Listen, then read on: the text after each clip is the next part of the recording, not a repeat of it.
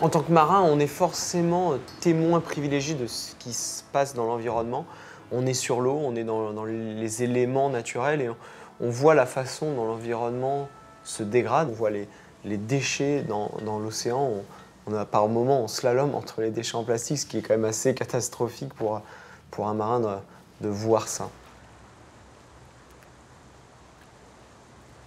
Sur notre bateau, on est dans un système qui est fermé.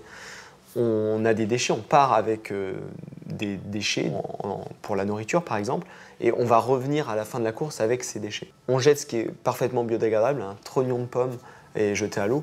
Tout ce qui est plastique, tout ce qui n'est pas biodégradable, ça reste dans le bateau. Vu qu'on est isolé, on se rend compte du volume que ça peut représenter.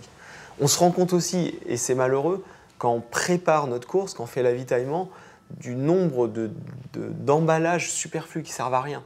On a un caddie, on revient du supermarché, on a un caddie qui est grand comme ça, et puis en fait on se rend compte qu'on le divise quasiment par deux, juste en sortant ce dont on n'a pas besoin sur le bateau, ce a priori dont tout le monde pourrait se passer sur Terre.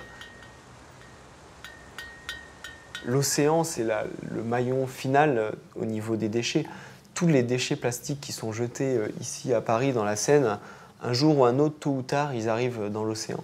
Et à un moment, tôt ou tard, ils arrivent dans notre nourriture, ils sont mangés, ingurgités et ils arrivent dans l'homme. Donc voilà, il faut bien comprendre qu'il y a cette boucle sur laquelle on peut intervenir, nous, en amont, tout en haut de la chaîne. On peut essayer de trier nos déchets à la maison tous les jours au quotidien et faire en sorte voilà, qu'il y ait un minimum de détritus qui arrivent dans la mer chaque année.